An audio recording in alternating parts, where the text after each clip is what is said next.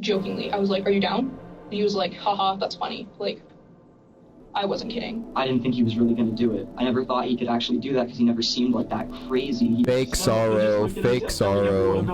Now everyone's going to think I'm a monster. What is this, bro? What am I watching? Oh no, the consequences of my action. Bro, someone said he sounds like a Rose toy. I wouldn't call him violent, I don't think, right off of the bat, but he has sociopathic tendencies. Mr. Pritchard, who had tried to save Kendrick, discovered this disturbing footage of Devon leaving the office and meeting up with Alec. Oh. Oh, that's actually bone chilling. They like dapped each other up one last time before they do the do. Oh, that's disgusting, bro. Like this image perfectly encapsulates America in 2025. Like you can't be safe anywhere where you should be having beautiful childhood memories.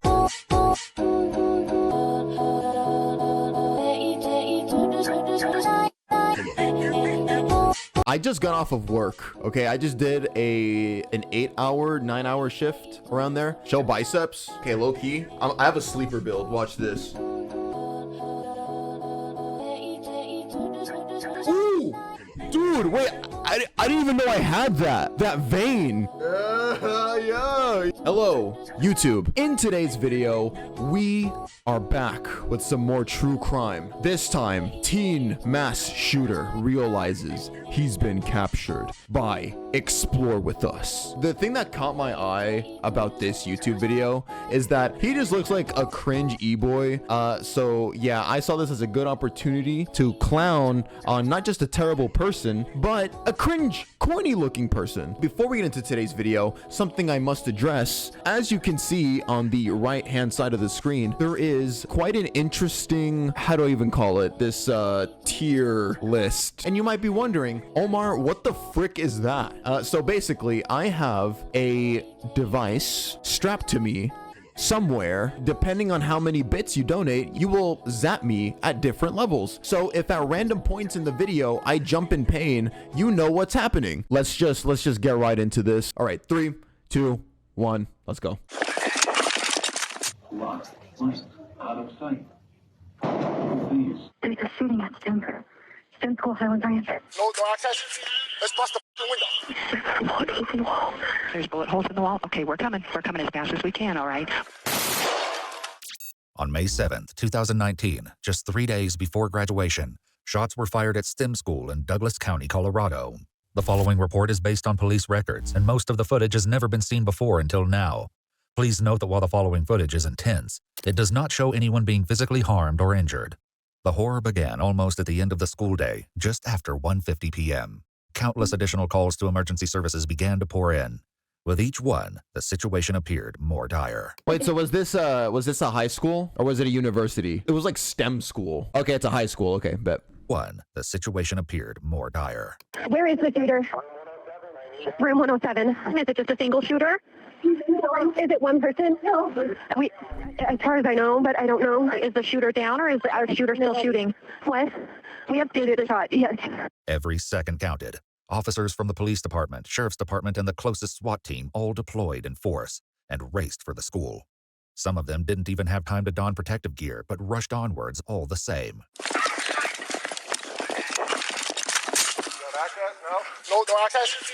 Let's bust the window. Here.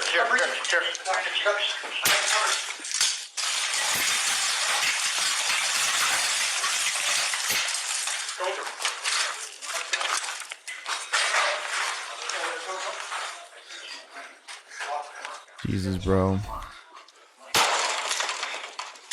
Like, even this by itself is just so, like, imagine how traumatizing it is to witness and hear this on the inside as a student, right? Plus, it's scary because you don't know if that's the shooter or if it's the good guys. I got you. Eyes in there, you guys. Security. You see them moving? I got you. Open. Hey, hold there. We're gonna need this later. We gotta recover this. Elsewhere, another group of law enforcement officials forced entry through a different door and were about to get a nasty surprise. Let's go. Uh-oh. You up first, bro. I got shield first. Shield first. Oh, please don't be any bodies. Get on the ground. Get on the ground. Put it down.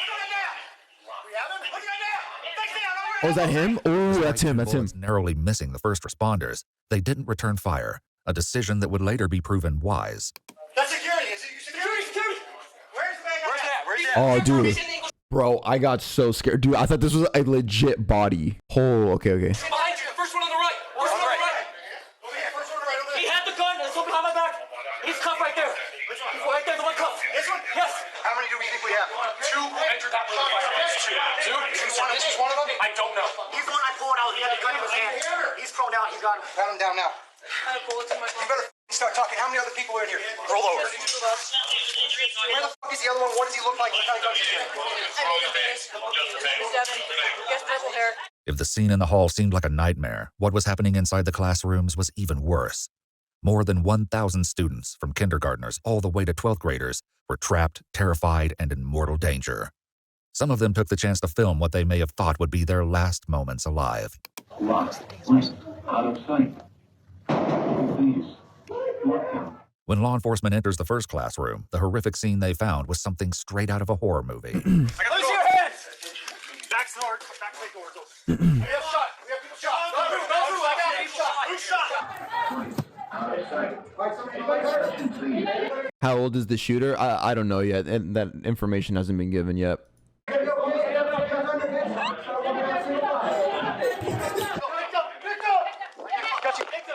The kid's crying, bro. The kid's crying. Elsewhere, as police urgently secured the first suspect, it quickly became clear that something was off. The suspect's behavior would only become stranger as the interaction continued. Roll over. I got you right here. I got a 9mm Oh, I thought this was a victim. Dude, wait, this is the actual shooter right here.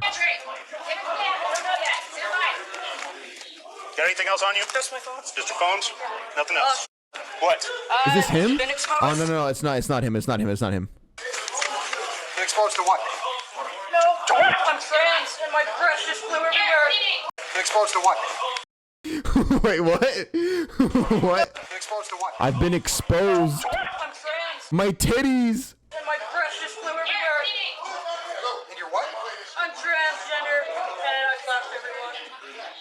That's the least of your worries right now. Oh yeah. What the officers don't know yet is that they've only scratched the surface, and that there is still Was that a suspect? Was that a legit suspect? What the hell? a shooter lurking inside the school.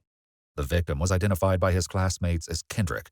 He had been shot twice. But getting him to safety and emergency medical personnel turned out to be easier said than done. Put the lights down. Put the lights down. Damn, Get everybody bro. up. Upper body up now. Go. God damn it. Oh, there was two shooters. Okay. It's not how we carry anybody. He's not going anywhere. Put the legs down now. Get his upper body up.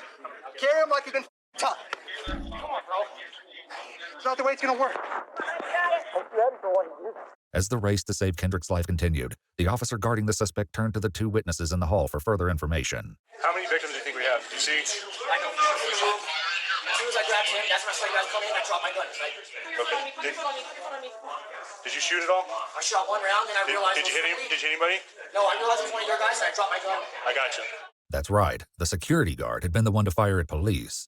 In addition to the chaos at the school, more frantic calls were coming in, not only from students and teachers, but now parents who had heard about the situation. My son is at STEM Academy, and he just texted me that there were gunshots in his school, and he's really scared, and told me to call the cops. Okay, do not. Dude, one thing I will never get over, I'm not a parent yet, obviously, but I can still imagine it. Or like even right now, something I can immediately experience, my younger brother, if I got a call saying that there's a mass shooting currently going on at my little brother's high school, the idea of losing my brother to some usually mentally ill loser sickens me. Like it pisses me off just thinking about it. My son is at STEM Academy, and he just texted me that there were gunshots in his school, and he's really scared, and told me to call the cops. Okay, do not go to the school. Okay, there's a lot of police activity. You need to stay away from the school. This is true. Ma'am, you need to stay away from the school, okay? Okay. All right. Not all of the parents got the message, though, and began to show up to the still active scene. Get in the cars. Get away. I don't care where you go. Just go away. Closer to the school, other officers had finally succeeded in moving Kendrick outside, only to face a new problem. I got a chest. Medic close? Do we have any medics? I got a chest seal right here. It's right here. You gotta start treating him on our own. I need a medic! We medic! While tensions run high in this life and death situation, officers still have to wrangle to find the second shooter. In situations like these, paramedics usually do not enter the scene immediately for their own safety. SWAT medics usually make contact faster, but at this time, they were still on the way. Inside, another group of officers came across a second victim. Thankfully, this injured student was still conscious. Just breathe, okay? Ready? The second victim was not the only thing police found. A boy with purple hair, matching the description of the second shooter, turned up in one of the classrooms. Oh shit, here comes the Eboy. You just got one in here? Oh my. Motherfuckers like this are the ones taking away lives from people who will actually contribute to society. He probably wears those Galaxy werewolf hoodies. You guys know what I'm talking about? What's your name? Devon Erickson. Who? Devon Erickson. Evan Erickson? Devon Erickson. With the DEVON Do you have him or somebody else? Because I know what he had on him. What? And he's transgender, so he's gonna have a binder on underneath, a black binder on. And this is Alex? This is Alec. A-L-E-C. Alec McKinley. Devon was 18 years old, but at 16, Alec was still a minor. Speaking of Alec, out in the hall, police witnessed increasingly strange behavior. Someone said his outfit looks like it costed 180 Robux. Nah. He for real got this drip on. He went to Roblox shop and said, "Hey, mom, buy me that shit in real life." They won't stop talking. Stop! Are there only two of you? Yes. You're positive? Yes. You're telling me to run. What? You're telling me to run. Put your foot on me. You're not going anywhere, trust me. You move something, you're gonna get broken, you understand that? You stay right the there. Police would learn more about what to make of this strange outburst later. In that moment, Alec provided the first clue in a series of increasingly harrowing items of evidence investigators would discover. A pink iPhone 6S. Yeah, what about it? Charge it, and I have videos. Videos of what? Me making Devon do all this. In the other room, Devon was telling police the exact same thing. He was making me give him a bunch of stuff, and then there's me. Okay. I was just supposed to watch the door. This was the only way he was gonna let me live. I have proof. My house might be on fire as well. It's next to Thunder Ridge. He tried to light my mom's car on fire. There's animals in the house. This whole thing just sounds schizo as fuck. Dude, just hearing this would piss me off. Like, imagine your family member is fucking dead on the floor bleeding, and you're just hearing this conversation go on between these two fucking idiots. Oh my god. Attention, please. Lou.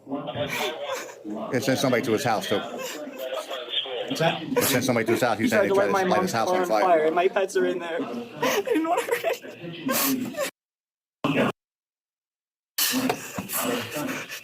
We're gonna move these guys here in a minute. Wait, yeah, a lot of you guys are putting fake crying. Yeah, I don't see any tears. Have y'all seen tears? Listen, I need to know any other people involved in this. Any of the people involved? I don't think so, but there's a chest rig in my car, though, that he had. I don't know if he put anything in the pockets. All right, okay. You ready to go? Alec was also ready for transport. We're ready? All right. Roll to me. Hold on just a second. Alec and Devon might have gotten to leave, but for law enforcement and everyone else at the school, things were only just beginning. The rest of the school still needed to be cleared, and the students evacuated. Police, open the door! Open the door! Has also been cleared. Hands up! Hands up! Hands up! I need key access to check the... Hands up! Hands up! Hands up! Everyone, keep your hands up. You're okay. You guys are doing okay. Thank you, sir. Hands up. You're okay. Keep moving. Come with me. We're gonna look over that way. We're gonna look over this way. 9 victims in total were identified. Damn, bro, were evacuated to a 9. nearby rec center to unite with their families. Officers would remain stationed at the school as well. Those on scene tried to make sense of the situation as they kept the scene secure. Yes, he had like purple hair and whatever. Probably playing the Oh my god, dude, this makes me even sadder. Can y'all guess what I'm gonna point out? These compartments where you put in your lunch boxes, where you hang in your backpacks and stuff like that. The nostalgia that I get. But then what makes it dark? I mean, just look at these cops, bro. Like this image perfectly encapsulates America in 2025. Like you can't be safe anywhere where you should be having beautiful childhood memories. Devon, the suspect with purple hair, continued to exhibit signs of distress as he arrived at the police station. He waited in an interrogation room while the police dealt with his companion Alec. Alec's arrival and interrogation did not go nearly as smoothly. At only 16 years old, Alec's mother needed to be contacted before questioning could take place. But this was not the only issue. The bullet just fell out of his pocket. The bullet was collected, and Alec's hands were also placed in paper bags to preserve evidence like gunshot residue for crime scene technicians. After these tasks were complete, it wasn't long before Alec's mother, Morgan, was brought in.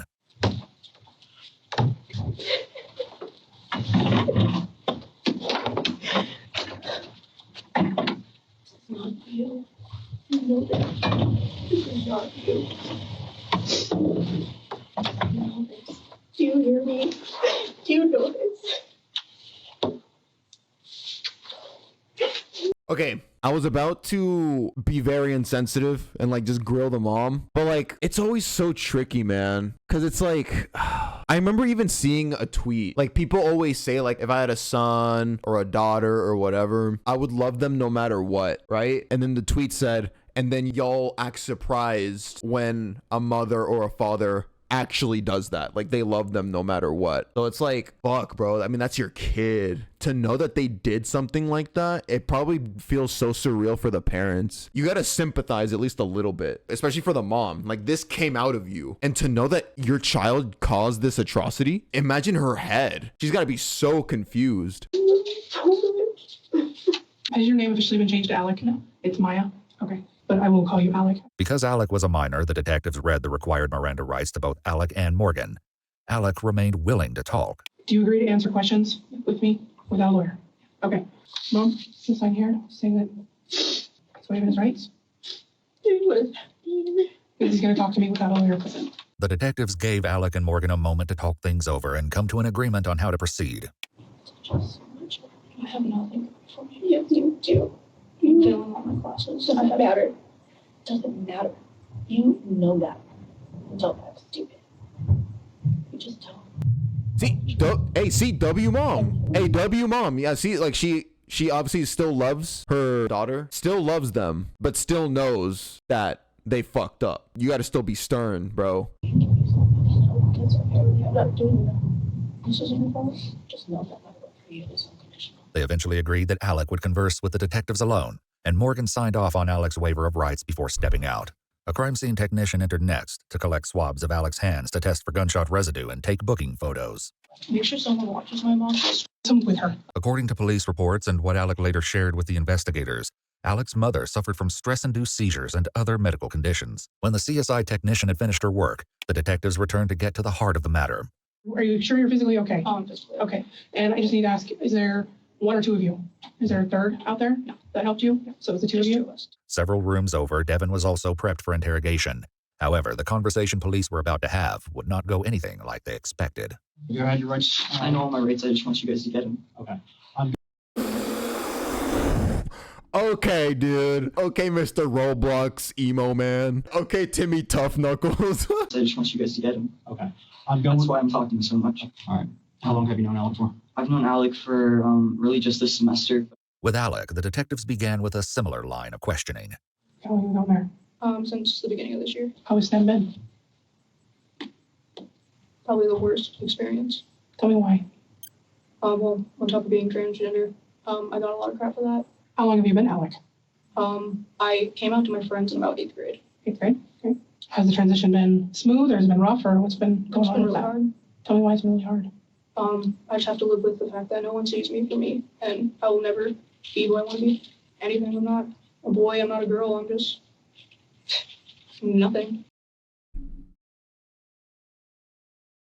And unless I see proof, and even if I do see proof, it doesn't excuse this. But until I see proof, shut the fuck up. I started dressing like a boy and people kind of looked at me weird, so I fucking shot all of them. So I've been ready for this for a couple weeks now, and I texted Devon, I said, let's hang out, basically. And then I was talking to him about it, and he was like, why?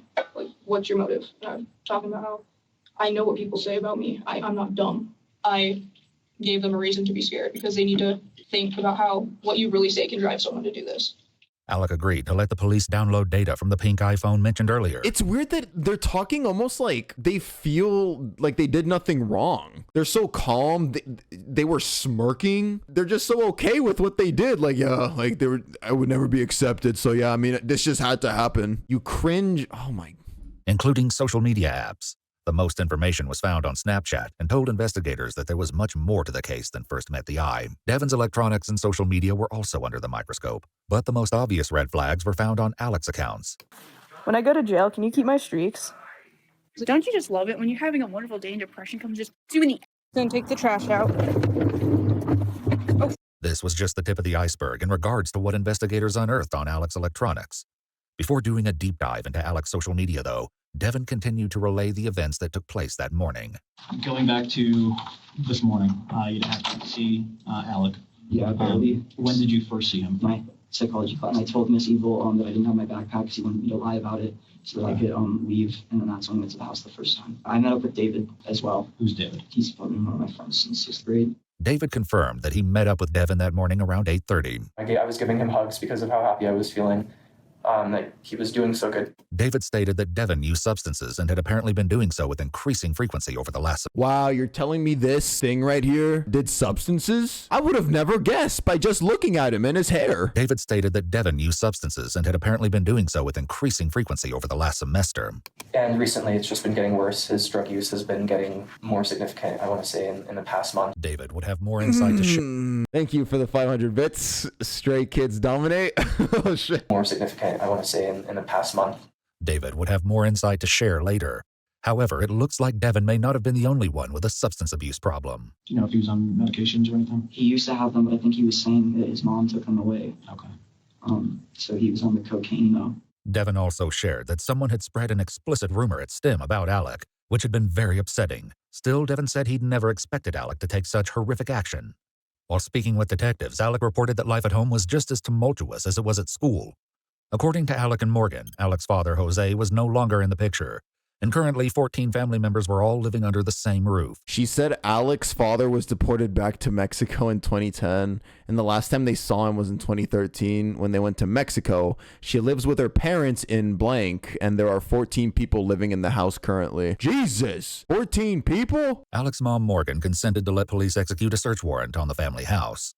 However, nothing was found in regards to the shooting. All the evidence, it seemed, would be found in the school and witness statements. I'm sorry if I'm not totally clear-headed. I'm still trying to wrap my mind around his life's totally hosed now. Totally hosed. In the interrogation room with Devon, he told police more about what led up to the violent outburst at STEM school. Last night, he told me not to come to school tomorrow, and I saved it, and I wanted to save my friends because I have a lot of friends at that school. Yeah. And then I saved that message, and then I was going to tell my friends. It's saved on Snapchat on my phone, and I was going to tell my friends, and that's when he started threatening me. What else did he tell you? He wanted to get revenge on a lot of people. He told me he was considering killing his mom and his siblings too. He wanted to kill his family? I'm starting to think, okay, I'm so sorry. Like, I just have to say this. This is just the vibe I'm getting. It's almost like they were already hating themselves to begin with, that they used this transition as a way to just commit this awful act anyway. Like, they wanted to do this anyway. Like, they wanted to shoot up the school, but he wanted to hide behind progressive values such as, you know, being transgender. He did that by just dressing more masculine and then wanted to make that the reason in their manifesto or something. I don't know. Like, that's just like, it's like they're using the movement as a scapegoat, you know? And he said he was going to kill me if I told anyone, and the only way I'd let him live is if he helped me. Back with Alec, the police asked more about the planning process and Devon's role. If Devon was as innocent as he claimed. Thank you, Stray Kids, again for the 500 bits, you fucking asshole. The planning process and Devon's role. If Devon was as innocent as he claimed, the detectives needed to understand why he had a firearm in his hands. Had you guys talked about this last night? Yeah, he was saying something about a Snapchat text message conversation. Tell me about that. Basically, we had come up with a code name for this, and we would joke about it all the time. Gamer boat is what we called it. And specifically, what were you calling gamer boat? What was the code word for? Like a gun was our code word for, or gamer boat was our code word for a gun. There was another code word Devon and Alec had too.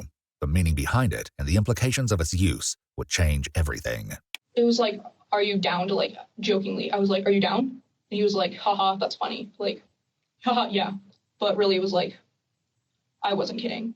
And he, like, was ready to tell the office or someone what was going on. But I was like, you'd really do that to your best friend? Like, this is what best friends are for. Like, you're with me till the end. And this. Who does bro think he is, bro? Who does bro? You're with me till the end. What the fuck? I didn't think he was really going to do it. I never thought he could actually do that because he never seemed like that crazy. He didn't seem like evil. He just seemed sad and, like, lonely. At school, I'm a completely different person. No one would ever have guessed this from me. What kind of person are you at school? I try to be friends with everyone. I'm a people pleaser, and I kind of let people walk all over me. Don't laugh at me. Walk, walk, walk. Pose. Got any penis enlargement pills? Yeah, I'm starting to think people didn't bully you because you were supposedly trans. I think people maybe teased you because you were fucking cringe. You know, just a thought. As they continued investigating, police had to wonder what changed in Alec's approach. Morgan McKinney, Alec's mom, had her own theory. All these years, I've never told my kid not to hang out with a certain somebody. And about 3 months ago, I told him to stop hanging out with the... And then Devon, I'm different, you know, and I was like, I just don't like the way he's rubbing off on you. And, you know, I was like, you need to focus on you right now. Alec's Snapchat revealed the side of Devon that Morgan might have found concerning.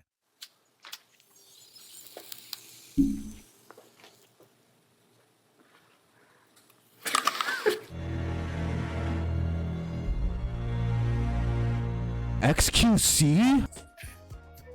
Sad black boys.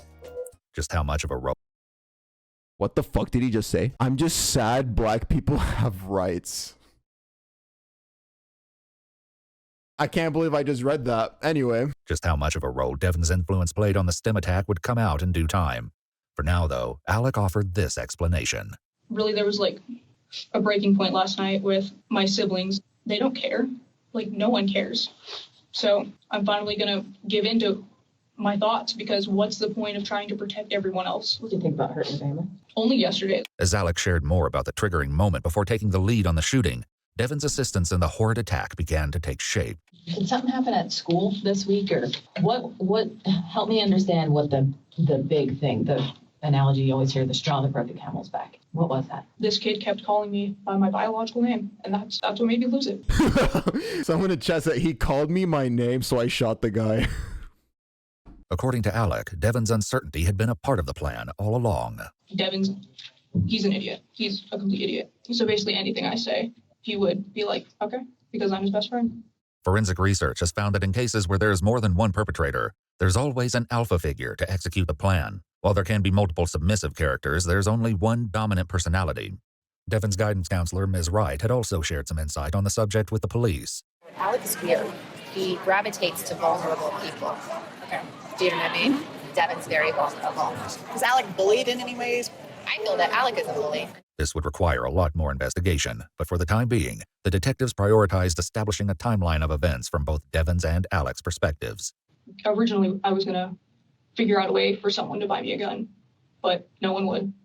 And then Devon and I had a conversation where he was like, yeah, my parents have like a couple. No, I am not one of the submissive ones. Shut the fuck up. Yeah, my parents have like a couple guns in their house. In the other room, Devon continued his harrowing version of that morning's events. I left school, went back to my house. Then as I was about to go inside, I opened the garage, and then Alec messaged me again. Okay. Why were you going back to your house? I was going back to my house because I was going to call the police. That's when I picked him up, and then we went back to my house, and that's when he kind of seemed a little off.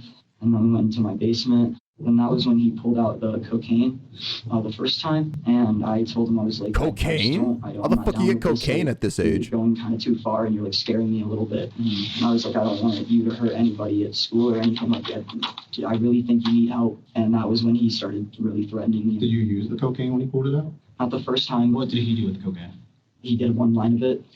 Oh, dude, yeah, somebody in chat, you just made me realize this dude's 18.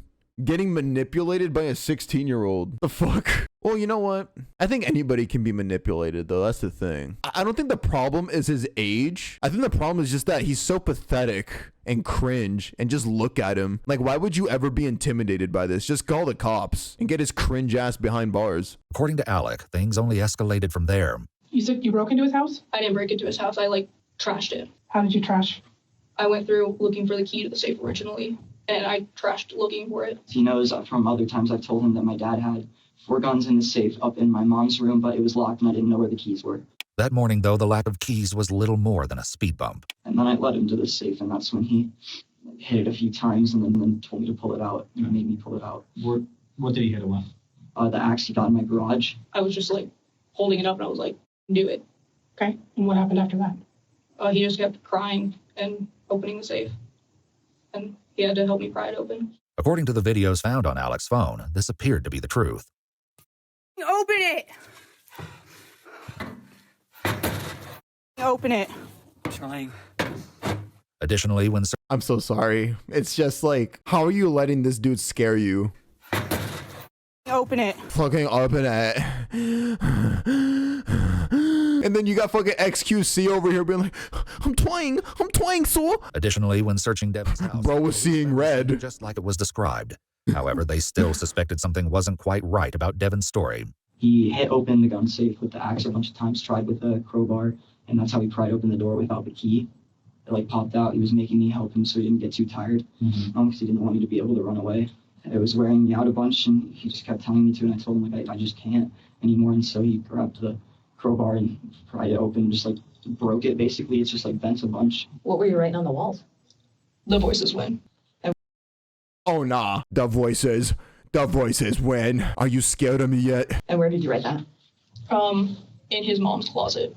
More about these mysterious voices and the nature of the writing would be investigated in due time. Back with Devon, he told police everything he and Alec took out of the safe. And he got all the guns, put them in his backpack, and then he told me to follow him, which is when he recorded the video making me do the cocaine because he was holding the gun to my head.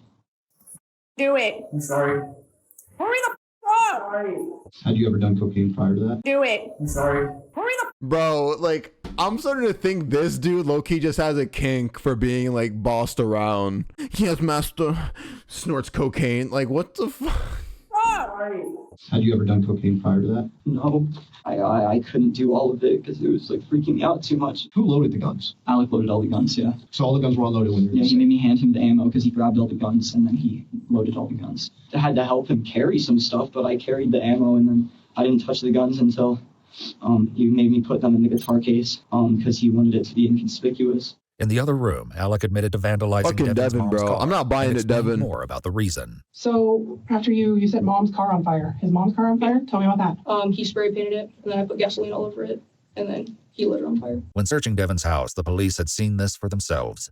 The side of the car was tagged with the number 666, a pentagram, and the phrase society. It's just so performative edgy. That's what it is. It's performative edginess. Full of disturbing details. What Alex said next was perhaps the most hair-raising fact so far. 666. How did you get into school when you got there? Oh, we just walked in. Get it, guys? It's the So tell me devil when you get to Miss number. Harper's room, what happens? I lie and say, I need to talk to this kid, when really I didn't want to go in the room. And basically, my aunt was in there for what reason, I don't know.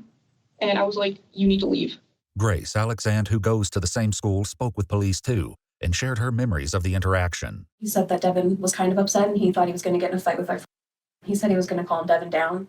Speaking of counselors, that morning, Devon's guidance counselor had been trying to track him down anyway. According to her, he was not on track to graduate in 3 days since he was failing all of his classes. Wow, bro's also a dipshit. Wow, I would never have guessed that, again, just from looking at him and his hair. Since he was failing all of his classes. Do you think he knew what was going to happen? I hope not, but I feel like that's a possibility, yeah. Devon, meanwhile, tried to explain his plan. I was still kind of trying to talk him out of it and get help, but my plan was to leave. And then I was going to go to the office and I was going to tell them anyways. Because I was just going to leave my suitcase, or not the suitcase, the guitar case in there. Had the suitcase handle. I was just going to, I left it in there and I went to the office and told Miss Harper I was sick. Mitchell walked me to the office because she told him to. Why did you want to go to the office? Because I wanted to see if I could just report him and get anything, but he threatened me. He said he was still going to kill people over the phone. He said he would kill me and everybody in the office. Mitchell, another senior at STEM, had no idea what was about to happen, but reportedly had problems with Alec. Do you know Mitchell? I never talk to him. I try not to associate with him. Basically, all I ever hear about him is how he hates me. How do you hear that he's saying all this stuff? Through Devon. Okay, how is Devon hearing it? Because that's all Mitchell talks about, apparently. When the police spoke with Mitchell directly, though, he did not mention having any issue with Alec. However, he did report an incident with Devon that took place a few months earlier. And I was like, hey, Devon, and he was ignoring me. And then I said, is this skinwalker deaf or something like that? And then he turned around, well, at least I'm not the loop away from me. And I'm not. Oof. So bro was skinny shaming him by calling him a skinwalker. And then Devon called him a fat whale. Very sarcastic and generally kind of mean with his remarks. Mitchell would have more to add to the investigation later. For now, the detectives continued to question Devon. Why didn't you tell Mitchell? I didn't tell Mitchell. You walked to the office? Because I didn't want him to like freak out about anything. I wanted to get to the office so I could tell an adult and get the security officer so no one like freaked out. Okay. So you go back to the office. Then what? They gave me some water and stuff because I said I was like feeling sick and dehydrated. Because I was like all sweaty and like freaked out from the cocaine because I just kept running trying to delay and get him to change his mind. And then they gave me an ice pack and some water. I drank all the water with the ice pack on my head. Then they left the room and closed the door, and that's when I checked my phone and saw his thing. Devon hadn't been shy about expressing this exact concern to the officers on scene at the school, as he insisted that he only wanted to save everyone. He came to the door outside of the office. He Snapchat messaged me that he was going to rush the office and kill me and everyone in there. I didn't come back. And I was like super freaked out because I mean it's such a fake performative panic. I don't know if y'all can agree with me. Super freaked out because I mean this is the worst thing I've ever been through. I was just so freaked out and like shaky when I got there. When you guys were walking down that hallway, did you guys talk about it? How did you guys decide what doors to go? Tell me about that. I said you cover the other door, so we went through separate doors. Devon picked up the story when he and Alec entered Miss Harper's room. So you both entered at the same time? I think so. And I set down the suitcase and I went to tried to get to leave one more time, but it seemed like he wasn't listening to me and he was pissed off. So I grabbed the suitcase and I was gonna leave, but then I saw Alec like look at me and like kind of like nod at me because he knew I was trying to leave because I opened the door again and then I closed it and just opened the suitcase and told everybody to stay down and not move. And then I was just gonna run. I'm gonna run. I'm gonna cry. Does this sound convincing, officer? I'm a stupid bitch boy. Alec, however, added a tiny detail that had the potential to change everything. He picks up the guitar case, acts like he's going to leave, tells Miss Harper that he's leaving, and then goes to the door and takes off the magnet slip so no one from the outside could get in. The magnet was a standard security feature.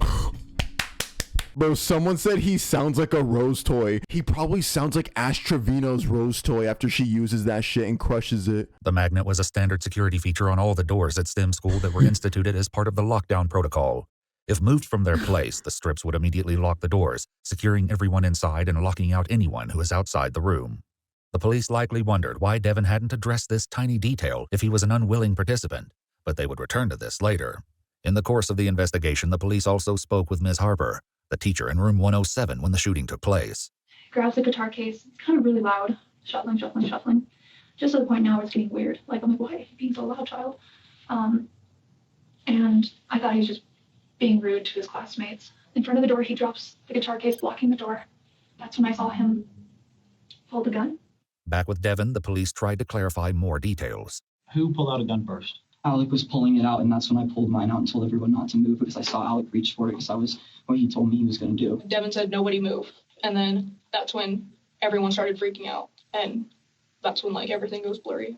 That's when I saw Red, officer. Like, I still can't comprehend what I did. What was Devon doing this? Could you see or hear him?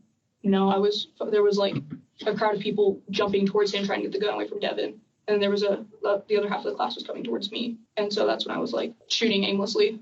Kendrick and Brendan both at the same time just rushed against me and they like tackled. Hey, rest in peace to these two kids, man. Rest in peace. Kids like this, man, just like remind me of my little brother. Did you say anything to Kendrick or Brendan when they came at you? I told Kendrick and Brendan when they were rushing me, I started to yell no. And I was like trying to throw it down, and that's when I threw it down. And I was like, Brendan, no, I'm serious. Hey, here's the gun. Like, there's another gun in there. Alec has two guns. He has a Beretta and the revolver, and he's trying to kill everyone. When the police talked to Brendan directly, he said that's not how his confrontation with Devon went at all. At that moment, my brain went. Oh, okay, good. Wait. So he didn't die. This one didn't die. He said that's not how his confrontation with Devon went at all. At that moment, my brain went, this has to be a joke. This is nanoseconds. Like, no, it's nanoseconds because of how fast things went. Kendrick shot up, and by time Devon was at the board, I was up behind Devon delivering blows. During this confrontation... okay, so only Kendrick died here. I heard one or two shots. During the wrestle, during the initial, when he brandished a weapon, he had maybe fired, not too sure about that, but Josh was still was doing what he needed to do. As Devon laid on the ground and his hand was coming near, he attempted to twist the pistol back towards my and Josh's head and my head. When I saw this happening, I delivered as many blows as I could to the arm and was able to peel his fingers away from the grip of the handgun. At that point, he started apologizing and he immediately stopped resisting.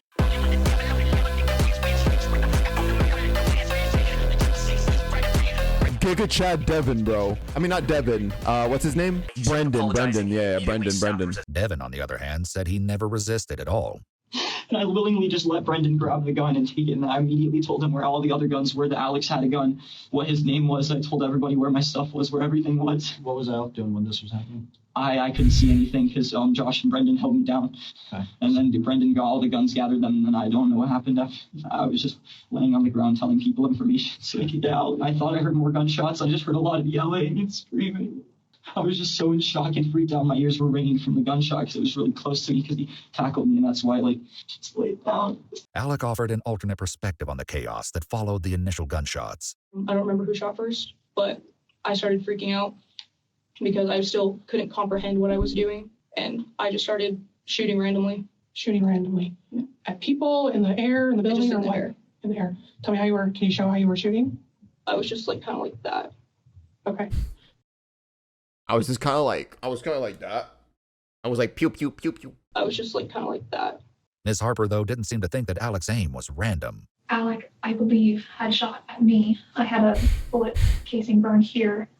I tripped back and fell into the bookcase, and I fell down to the floor. I thought for a moment that Alec was standing over me to make sure I was dead, and so for a few seconds I played dead. How many shots do you think you fired? 12. How do you know that? Because that's how many rounds was in the gun, and then it stopped shooting. Alec exited the classroom, intending to get the second gun. However, the students of 107 weren't having it. So you said that a kid tackled, he was hitting on you? Or he was hitting you? Yeah. Sorry. Tell me about that. This was after I started shooting, and he went onto Miss Harper's desk and jumped on me, and I tried to get out into the hallway, and then he started banging my head against the floor, and then I bit him to get him off me, and that's when Miss Harper shoved him away and got on top of me. I had Alec in my hands, and I was terrified that I didn't know all of a sudden if Alec, part of me was like, am I going to break this kid's neck? And I'm like, is this a shooter? Or is this an innocent kid that got the gun? I don't know, let go. So I let go. Everybody was getting out of the classroom screaming. I started screaming down the hallways, lockdown, lockdown, lockdown. And my only goal was to get the rest of the school on lockdown. She succeeded. Ms. Harper and several students made it to the office, where the lockdown alarm was activated throughout all of STEM school, saving countless lives. From there, she also called 911 and reported that 2 of the students who made it out with her had gunshot wounds. I didn't know how many there were, so I wanted everybody on lockdown so we'd be safe. I didn't want anybody wandering the hallways if they were there. Dude, the adults though, yeah, look, police interview of Miss Harper. This is Miss Harper, STEM school teacher. Actually, I want to take a moment to really just send out condolences to teachers everywhere. We tend to forget, obviously, there's the direct victims being who the shooters shoot. Then there's the parents that are affected too, because they got to deal with the loss of a child, but also the teachers, man. Imagine the guilt they probably feel sometimes. They probably think they could do something to stop it, but it's not their fault. I feel like she's feeling guilt right here. While Ms. Harper tried to come to terms with what she'd lived through, Alec explained what happened after getting tackled. And then that's when the teacher showed up, and he was in awe, and he took the gun and then put it on the floor because some kid got shot. I don't think he knew I was the one who had the gun. I think he just thought I was a kid who found the gun and was freaking out. The teacher in question was the school IT worker, Mr. Pritchard, whose office was just across the hall from room 107. Alec was right. Mr. Pritchard had no idea that Alec was one of the shooters. He gave it to me very easily, and so in my mind, he wasn't involved. So as I was walking into the classroom, Brandon's walking towards me with a semi-automatic pistol in his hand, and he's holding it by the barrel with the handle out towards me. And he walks up to me and hands it to me, and I take it. So at that point, I have 2 pistols in my hands. I walk over and I see Kendrick lying at an angle towards the front wall of the classroom. Unattended in the hall, Alec took advantage of the opportunity. I went in, go to my backpack to get another gun because no one else knew I had that. And I was going to shoot myself, so I'm starting to walk away, and the security guard comes up with a gun in his hands and tells me to put it down. Wow, another pussy that wants to off himself to not face the consequences. Why am I surprised? The security guard, Sam, who subdued Alec, realized that something was wrong while taking his break all the way across the building. As soon as he heard the words shooting and room 107, he started running, weapon drawn. Sam spoke with the police directly multiple times. I'm asking Alec, hey, are you alone? Where's the other shooters?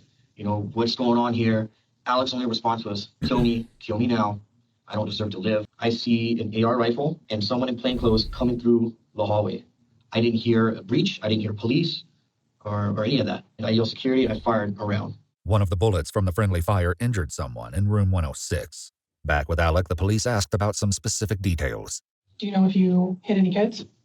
I don't. My aim's not good, so I'm not sure if I hit any kids. But I know Devon shot. He fired, and I don't know if it was me or him that hit this kid. Do you know who that was? I don't remember his name. Is it a male? Yeah. Did you see what happened to that kid? All I know is he was on the ground and I could hear him like screaming. Did you see if that hit anybody? Kendrick. Okay. You see her? And I think Josh got hit, but I don't know if that was Alec or if it went through Kendrick, because I heard someone say exit wound. Statements from the witnesses revealed far more about who had been injured. As soon as Brendan noticed that Kendrick was down, he rushed to his side, while Josh kept Devon down. I came over, immediately started tapping him. Kendrick, stay with me, you all right, you all right? No response, his breathing was completely staggered, his eyes rolled back. In the midst of all this chaos, Brendan managed to call 911.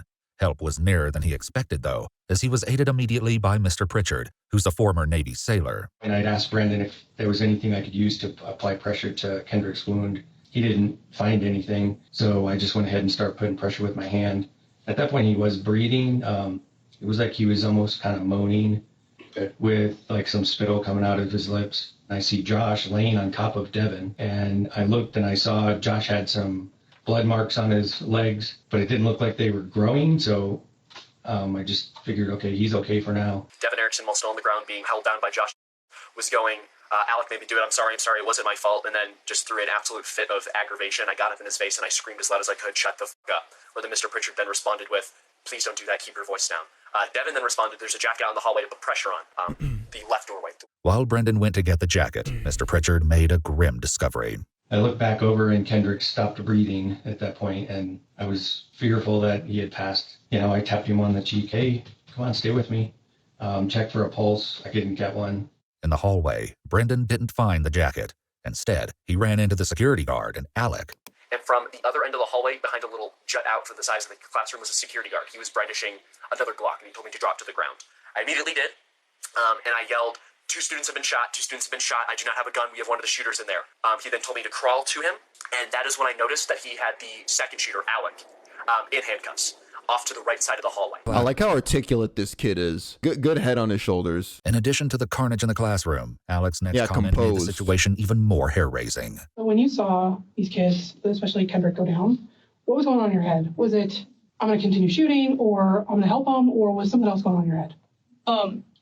Everything was quiet. Like, it's only quiet when, like, everything's, like, they're satisfied with what I'm doing. That's the only time they're quiet, is when I listen to them. Alec's Aunt Grace said that Alec had previously reported hearing voices, but the family was unsure if this was true, as opposed to the silence in Alec's mind. Devon seemed to have experienced the resulting chaos in a blur.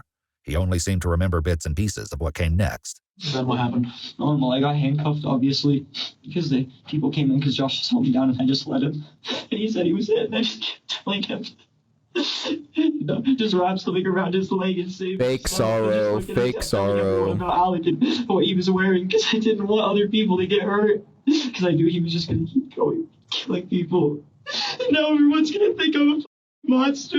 What is this, bro? What am I watching? What am I watching right now? No, everybody's gonna think I'm a freaking monster. Oh no, the consequences of my action. Not only are you a monster, but you've now committed a lesser sin, but still a pretty grave sin of being cringe. Now everyone's gonna think I'm a monster. By this point, police made entry into the school to attend to the wounded, rescue the students, and of course, detain Alec and Devon. Meanwhile, word was getting out about the calamity at STEM. Devon's friend David recalled the chilling moment he found out what was happening. I got a message saying that there were 3 shooters and that one of them had purple hair, and immediately I just went like, Devon, it's gotta be Devon.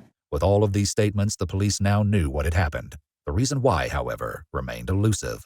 So why were you planning to do this? I feel like I was doing people a favor, like showing them the real world. You sound like my mom's vibrator. How do you know what your mom's vibrator sounds like? Was your intention to shoot people today? Not really. I wanted to shoot, but I didn't necessarily want to kill anyone. I just want them to have something bad happen to them. I'm still like completely in awe about how I let my thoughts get to me like this, how I thought I was in control, but I'm not. I was just thinking, I'm just doing what everyone expected me to. At what point did you know that Alec was going to hurt students or shoot the school or shoot anybody at the school? Once I knew he was going to, when I saw the axe and he was like getting really pissed off with the cocaine and stuff, and he told me I better get back. I was like thinking I could still talk him out of it and convince him not to, that he was just probably going to do something stupid, because at first I thought he might just... Why are his hands spread out like that on the table? Bro, we see the nails, bro. We see the black nail polish. God damn. So when he had the axe, that's when you first thought that? That's when I was like, okay, he's serious. He's gonna like hurt me if I don't cooperate with him. Alex said that actually wasn't the case. What was your intention if he didn't do the cocaine? I really wasn't going to do anything. This wasn't the only discrepancy the police had noticed. They began to press Devon harder about some of their concerns, but his responses ended up raising more questions than they answered. When Alec messaged you and asked you to pick him up at school, you went back to school, you picked him up. Did you ever see a weapon on him? No, I was just really worried about him because I thought he might hurt himself too. But I was also a little bit scared because, like, you know, I know he has all those problems. I know if he was going to snap or something. Alec, though, said that Devon decided he was willing to go through with the attack on his own. We weren't going to go through with it, but then he was like, I'm back, and like, I'll do what you want me to. And I was like, okay. Aside from when you made threats to him at home, like with the axe and all that stuff, did you say anything to him? Threatening or? I was just, I don't know. He was just like, okay with everything. I think he thought that I had a point. I think I actually got into his head, and he was listening to me. Even he's surprised. He's like, yeah, I guess to my surprise, he was just even more of a bitch boy than I thought and was listening to everything I said. I was like, damn, for real, bro? It was that easy? Look at me. I couldn't scare a fly. Note the detectives began to wrap up Alec's interrogation. I hope no one died today. Tragically, there was one fatality at the STEM shooting. Kendrick, the first student to rush Devon, had been shot twice and was pronounced dead shortly after the responding officers dragged him to safety. Officers met with Kendrick's parents to answer what questions they could, and in the process learned more about what a hero Kendrick was. His parents described him as kind, outgoing, and a friend to everyone. They asked, are you surprised that he would do that? And immediately both of us were like, no, it doesn't surprise us. You're going to pull one kid out of there and it has to be mine, you know, that has to have this happen to him. I just can't figure it out. We get to view him today since the last time I seen him alive, and you know, I don't know if I'm ready for that. The initial interrogation concluded, but the police would soon speak with Alec again and learn that there was still more to be uncovered. Devon, on the other hand, stuck to his story and professed his innocence. Did you ever try telling an adult at any point? Yeah, that's when I went to the office to try and tell the adults, and then I was going to try and tell Miss Harper, but he was already in there. After he loaded up guns and brought them to the school? Yes, and he had them loaded up and brought to the school, because the thing was, once he made his plan clear and had the axe, I didn't have a way to go to anybody because that was the last time we were at the house. Did it ever cross your mind to tell an adult before that point? No, because I had all these other reasons and all these things he was telling me, and I believed him because he's seeming like he was fine. So I didn't think it was anything to worry about. You didn't think it's anything to worry about when somebody tells you don't come to school tomorrow? The cop wants to call him a dumb bitch so bad. You don't think something's weird when they say don't come to school tomorrow? Dipshit. All of us just joke about that stuff. It's just like teenage boys do that stuff. In talking to so many witnesses, it became clear that Devon was known for his dark humor. However, his friend David took it one step further. I wouldn't call him violent, I don't think, right off of the bat, but he has sociopathic tendencies. He's a very cold person. He gets angry really fast, and he's very irrational. He would have like these bipolar bursts where he would just snap at us, you know, tell us to fuck off or whatever. And he really seemed to victimize himself as soon as any kind of blame was put on him. Very big liar. He's manipulative. I see Devon as a lost cause. It's not your fault. There's nothing you could have done that prevented it, because you seem like a pretty nice guy. Devon made these decisions on his own, and then this doesn't come down on you, because keeping it in is going to be the worst thing for you. And you're going to have a lot of friends out there that are going through the same exact thing. So yeah, I guess this kid was like actually a for real bystander, right? Like, yeah, he was affiliated with them, but he wasn't really that deep in with them, if I'm understanding correctly, right? David also shared that Devon had recently broken up with his girlfriend. Another Snapchat saved on Alec's account offered a potential explanation why. Also, I pulled a knife on my girlfriend's dad. I've been going to Devon was appearing more suspicious by the minute, but the question of his involvement wouldn't be resolved for quite a while. For now, the police were unconvinced by his claims of innocence, and both Devon and Alec were taken to jail. While in the county jail, Devon kept busy with many phone calls, including this fraught interaction with his parents. The only thing was today was like the Julia and like Dr. Tyndall thing was like they were prepping me for the state hospital visit thing, so it was really stressful because they were like doing like fake like. Devin, let's not talk about that. Dad, this is not about the case. We're allowed to talk about this. I don't know why you're so freaking touchy. I just always want to make sure we take the safe route. That's all. Whatever. So, anyways, What's up that one freaking thing with you guys? At least he doesn't cuss.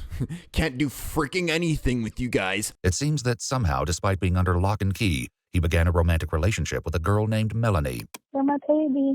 You know, cinnamon actor. Sunshine and Wait, rainbows. whoa. What did he say? You know, cinnamon actor. Oh, okay. I thought it was something more like freaky, bro. I just heard, I'm your baby, and then I heard asshole after that. I was like, what the fuck? But it wasn't all sunshine and rainbows in that relationship either. You told me that your love for me was a joke. I don't know why you call me if I make you so miserable. Just because it's fun. It's just like fun to like make fun of you sometimes. Get bronchitis without stuttering. Bronchitis. You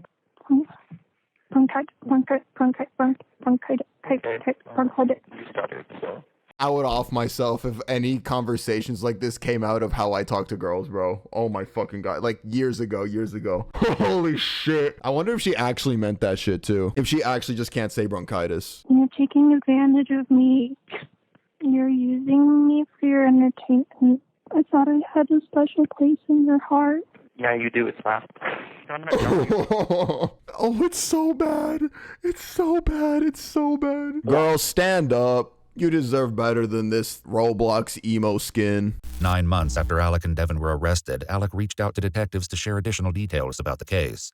When they got to talking, many of the sinister details the police had suspected all along were finally confirmed. Plan was, it was going to look like I was the one that was killing all these people, but it was Devon, but it was going to be pinned on me because he was going to shoot me in the head. He was going to come out like the hero in the situation. He was going to essentially stop me. Why did you do that for Devon? Because I felt like he was going through a lot of pain in life. I felt like he was going through a lot, and I wanted to help him. What if you guys got caught? We didn't think we'd get caught. Another inconsistency between Alec's new statement and what Devon said in his interview on the day of the shooting emerged when the investigators came to the topic of the firearms. Who loaded the guns? Alec loaded the guns. Why did you leave then? Because he had me in the corner of the closet. I was backed up. There was no doors I could go to. He still had the guns and the ammo and the hatchet. Devon briefly touched on this while talking with Melanie after he was arrested. You put a gun in my head and sneaked up my school. I'm sorry. Wait, you're not Alec. If Alec's new story was true, it threatened to undercut Devon's accusations entirely. At any point as this is happening, was Devon trying to leave? No. Get out of the closet at all? No.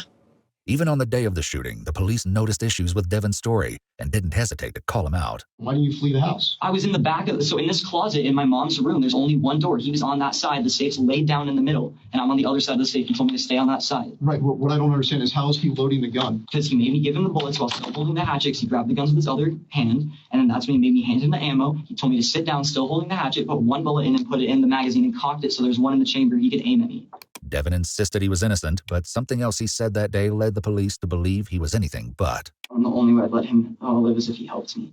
It's possible that Devon just got tongue-tied, but police had to wonder if this was the truth slipping through accidentally. Wait, what did he say? The only way I'd let him live is if he helped me. Oh, what if that's like, what's that called? A Freudian slip, right? Isn't that what it's called? Like when you accidentally say the truth? Like it just slips out after pretending to be the victim for so long? It's possible that Devon just got tongue-tied, but police had to wonder if this was the truth slipping through accidentally. So a lot of this to me sounds like self-preservation. Then why do I have videos of him threatening me? And why do I have all the evidence? If you find his iPhone, you will see a video of me crying. This kid gave me cocaine and you're expecting me to think straight? Before he did cocaine. I'm freaking the out, dude. Again, Devon said something during one of his jail calls that made this defense even more questionable. The cocaine made me aggressive. I was like literally about to do shrooms one night, and then Alec sent me a picture of like, want to come do cocaine, and I was like, sure. Yeah, I'm so glad I started doing cocaine because that was brave for me. Can't 10 years off my lifespan. In fact, Devon claimed that his substance use history was far more extensive than he'd initially let on. I think I like smoked too much weed, and like I permanently did that to my brain. I was high on cough medication like every day for like 4 months straight. On another occasion, Devon said that Alec talked him through a particularly intense trip that included some very dangerous decisions. And so basically Alec was like, I'm going to stay on the call with you so you can talk to me through this. And so we fucking, like, he just like talked to me and I drove all the way home. 9 months later, in Alec's second interview, Devon's so-called video evidence is brought into question in a discussion with the investigators. The videos that you made in the house, that was to make Eboy. So it would all come together in the plan that, I have proof in case he didn't come out there. I had proof that, or he had proof that I made him do it. Okay. To make it seem like he was forced into this? Yes. Okay. Was he forced into this? No, it was a mutual agreement. It took us a couple times, like 3 times to actually shoot this video. Okay. So after the video was shot, are you still holding the gun to his head? Or No. do you put it down and you guys are, buddy-buddy again? No, I put the gun away. The gun was on safety the whole time. Okay. I wasn't gonna shoot him. He was talking about how he has 2 alter egos, two like split personalities, I don't know. And he was saying that one of them is like the pussy Devon, one of them's like the wimp Devon, and the other one's like has a god complex. After that we were hugging and I was saying goodbye to him. He said he was glad he met me and he sorry he's never gonna see me again. During Devon's interview on the day of the shooting, the police had noticed yet another inconsistency. So how many times did you say you've been shooting? Maybe like 4 times total. Okay. So knowing that, how did Kendrick get shot? Kendrick got shot because my finger was right there still. I was still grabbing it. My finger's right there. He bumps into me because they're rushing me and they're actually hitting the barrel end of the gun with their body and grabbing me. Was your finger on the trigger? My finger was next to the trigger, but it wasn't over the trigger because I wasn't going to hurt anybody. I was just going to tell everyone to stay and then run. So I tried to throw it down. What was going through my head was, should I kill myself to save these people? Do you mind if we take a break? Absolutely. Do you need any water? Should I kill myself to save these people? Feel sorry for me, not the victims. Feel sorry for me. Can we take a break? Police likely had to wonder if any show of emotion since the day of the incident was ever genuine. Why didn't you just open the door and say, Alex got a gun, get out?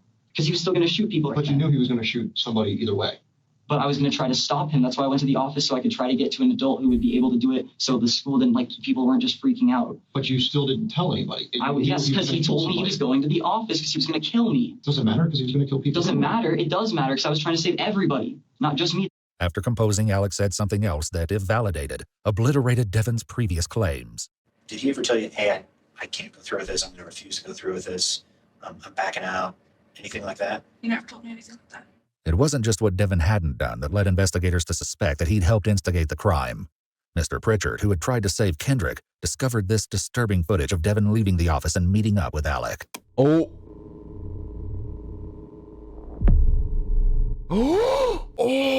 that's actually bone chilling. They dapped each other up one last time before they do the do. Oh, that's disgusting, bro. And this bitch boy initiated it. The one who's supposedly so scared, oh, I didn't want to do it. I wanted to save everybody. Look, pay attention, frame by frame. Okay, it's he daps, sorry, he pokes him to be okay, yeah, dam me up. He said, let's go or something. In his interview soon after the incident, the detectives had tried to get the truth from Devon, but he wouldn't budge. So again, at what point did you try to stop him? There was multiple times. He just kept threatening me. Not what I'm hearing. That's exactly what you're hearing. Literally, you're separate. Yeah, I'm not talking to you guys anymore until I have a lawyer and my dad, because you guys aren't listening to me. I'm telling you something. I have evidence. I can show you all that. I gave you all this. Just a complete giveaway. When you start getting combative and frustrated, he's getting mad because the act isn't working. Because his lies aren't working. They're not fooling these guys. His tears, his shakiness, it's all gone. Now he's just angry. Since Devon wanted to speak with a lawyer back then, the detectives departed, leaving him alone in the interrogation room where his pleas of innocence continued. I'm innocent, no matter what I'll tell you. I'm innocent. What the fuck? Dude, look. What the fuck? Bro looks stupid as hell. In the interview now, Alec's story included even more drastic changes. Tuesday the 7th. On that specific day is when Devon had that specific class that he wanted to Bro looks like a Meat Canyon character. Had a verbal altercation with had been in room 107, but that wasn't all. Mitchell said that Devon disliked Ms. Harper because she demanded her students make an effort in class. Alec's statement seemed to support the theory that the attack was very carefully timed. The only person I really truly remember shooting at is Mitchell. He was the first name. Where was Mitchell at when you were shooting at Mitchell? He was on the ground looking up at me. As it turned out, Alec's aim was true. Mitchell had given his statement to police from a hospital bed after the incident. I remember just after the first gunshot, I remember standing up and running. I remember more gunshots. I remember falling over. I run towards that door, and I touched Kendrick, and he's laying down, face down, not moving, and he's at me. He told police that he and several other students fled through the cafeteria and out of the school. I run past I want to say 4 buildings before I'm out of breath. I'm this is so weird. Why am I out of breath? And then I reach behind me and feel my back. I pull my hand forward, and there's blood there. I didn't know that I got shot. Mitchell's classmates had applied pressure to the wound and called 911. When more shots were fired, later determined to have been fired by Sam, A good Samaritan had helped move the group inside to the safety of his house. Paramedics arrived shortly afterwards to take Mitchell to the hospital. Back in the present with Alec, the police had a few more things they wanted to follow up on. In the interview with Detective Williamson, you mentioned something about gamer boat. Yes. Anything else? I think it was blobfish. Blogfish? Blobfish. I'm sorry. Blobfish. What is that? That was going to be code word for Devon shoot me. This memory was recovered from Alec's Snapchat, proving that they had in fact used the code word. Blobfish. If this really was what the code word meant, it seemed that on the day of the crime, Devon would have had to know he would be shooting, if only at Alec all along. 9 months later, in Alec's new version of events. Wait, can somebody wait, what was blobfish a word for? For Devon to shoot him? This sicko? Basically to spare him of any consequences? First of all, blobfish is crazy. And then two, it's just so cowardly. He's too scared to even do the deed himself, so he wants to have somebody else do it for him to just take him out. I was doing coke in the bathroom, and I came back, and he was like, he didn't have any clothes on. He had like his boxers on, and that was it. And he was sitting with his mom's nail polish and painting something about like the voices win in the corner of the closet. Alec stated that it had been Devon's idea to vandalize his mother's car, and that still wasn't all. Did you guys ever have a conversation about locking the doors? We did have a conversation about taking the magnet strip off the doors. With the security compromised at school, protecting everyone inside was the top priority. This was one of the main topics Sam discussed with the police. He said that STEM school was the only location where he was directed to not be armed, which felt odd to him. He chose to carry his weapon anyway with the intention of protecting as many students as possible in the event of violence. Despite saving lives on May 7th, Sam still expressed regret that he did not do more. I guess one kid was just reported dead. Yeah. So, but do the best I can, man. I don't have any doubt that you, by your actions, saved lives. Oh yeah, you took literally one of the two shooters out. I just wish I could have saved all of them, man. Surprisingly, Devon had reached out to police 9 months ago, the day after he ended his first interrogation by asking for a lawyer. All I can think about is Kendrick and everybody else. Gunshots. I keep hearing the gunshot. Devon, are you aware that this was all over the media? I assumed it would be, yeah. So this might be your last opportunity to kind of tell the world what happened. Yeah. Did you help Alec carry this through?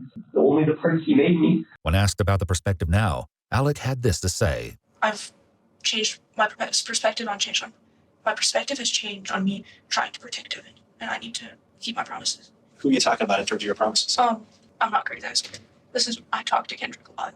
Is he saying that he talks to Kendrick like after he killed him? Like he pretends to talk to Kendrick as if he's still alive? Fucking cry me a river, bitch. Rot in prison. Crocodile ass tears. I promised that I would do good for him, change for the better for him. Oh, brother, this guy stinks! In 2020, Alec McKinney was sentenced to life in prison, plus 38 years after pleading guilty. I'm fucking dead, bro. The cops witnessed that whole like shitty theatrical performance. I'm gonna do better for him. Okay, yeah, well, you'll do better sitting behind bars for the rest of your life. Get your ass out of here, bitch boy. Bro got sentenced to life plus 38 years. Subsequently, Devon and Melanie did a lot of theorizing over the phone regarding what his fate would be. There was no overkill. You, like that one kid said you fought, but like no one else said you fought back. There's a lot of things that like show that you're not like a violent person. Yeah, I wish the DA would just give me a deal so I didn't have to go to trial, so I could just like skirt. So I could skirt. Devon Erickson was sentenced to life in prison, plus 1,282 years. What? He got life? Plus 1,282 years. Dude, he was that cringe, dude. I'm telling you, if you're cringe, it's just even worse. I'm dead, bro. I'm dead. Give him life in prison plus a millennium. Why, Your Honor? Because he's cringe and corny as fuck. He's a cornball. He was convicted on 46 charges in total, including murder after deliberation, murder with extreme indifference, multiple counts of attempted murder, theft, reckless endangerment, and more. He is not eligible for parole. The robotics lab at STEM school has since been renamed in honor of Kendrick.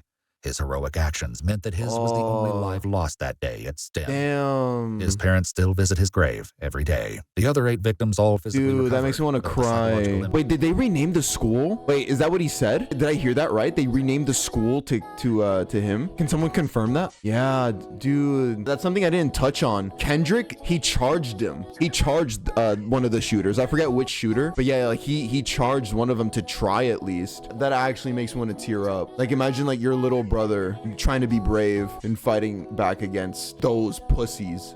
God, bro. No, yeah. Everybody just spam rest in peace, Kendrick. So yeah, Devon Erickson and Alec McKinney, the 2 cringe, corny ass shooters that took the life of somebody that would have actually just been a wonderful person to be around. That's what gets me about all these cases. You know, these people that would have ended up like, let's just say Devon and Alec, you know, didn't do that. They would have probably went on to be absolute fucking nobodies in life because all they do is spite people, spread hatred. Meanwhile, you got people like this losing their lives to people like that. It makes me think of my little brothers. If you have siblings, cherish them, bro, or just family in general, because like you'll never know when like some dipshits like this are gonna be out, because they're everywhere. It's not just schools. Like you go to Walmart, the grocery store, any grocery store you can think of, you go to a restaurant, you go to a concert, dumbasses like this can show up anywhere and take the lives of innocent, wonderful people. Now, yeah, cherish your loved ones. Yeah, that's it for this video. Thank you so much for watching, YouTube. Bye.